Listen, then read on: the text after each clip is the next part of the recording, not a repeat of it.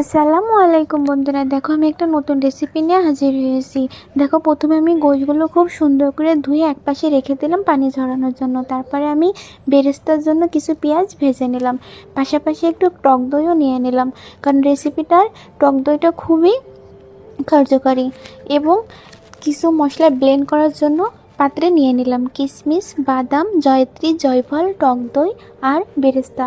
এই সবগুলো উপকরণ আমি একসাথে এখন ব্লেন্ড করে নিলাম। এটা হলো তার ফাইনাল লুক।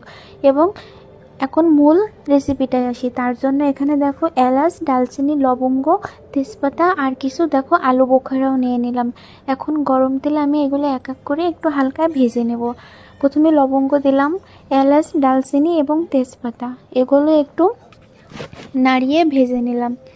তারপরে আমি এক এক করে সব উপকরণগুলো দিয়ে দেব। এখন আমি পেঁয়াজ দিয়ে নিলাম, কারণ পেঁয়াজটা কিন্তু একদমই লাল লাল করব না। কিছুটা ভাজির পরে আমি এতে আদা বাটা, রসুন বাটা দিয়ে দিলাম 1 টেবিল চামচ, এবং আদা বাটা, রসুন বাটাও আমি হালকা নাড়িয়ে নেব, কষিয়ে নেব, যেন কাঁচা গন্ধটা না থাকে। তারপরে আমি দেখো জিরার গুঁড়া এবং ধনিয়া গুঁড়া অ্যাড করে নিলাম।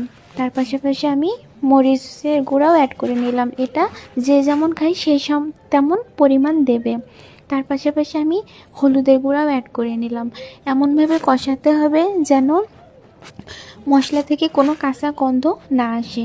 আর খাসির মাংসে এমনি একটু গন্ধ বেরোয়, কিন্তু আমার এই রেসিপিটা এভাবে ফলো করলে একটুও গন্ধ হবে না, গরুর গোশের মতো লাগবে মাশাল্লাহ।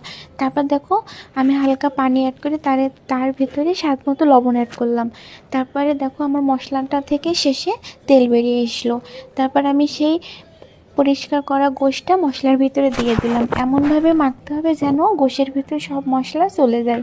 তারপরে আমি ঢাকনা দিয়ে ঢেকে দেব, এবং একটু পরপর ঢাকনা তুলে আমি এটা নাড়াচাড়া করে নেব। দেখছো বন্ধুরা কত সুন্দর! এটা কিন্তু আপনারা বাসায় ট্রাই করতে পারেন। আমিও আজ ফার্স্ট টাইম ট্রাই করছি। এটা হলো খাসির মাংসের রেজালা। রেস্টুরেন্ট, বিয়েবাড়ি এভাবে করে থাকে। দেখো আমি আস্তে আস্তে মাংসগুলো কষায় নিয়েছি এবং শেষে একদমই তেল ছেড়ে দিয়েছে।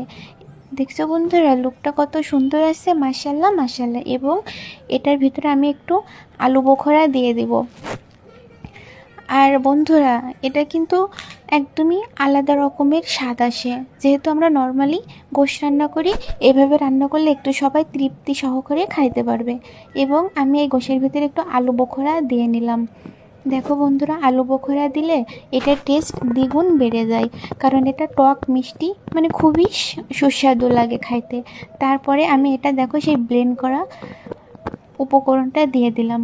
দেওয়ার পরে দেখো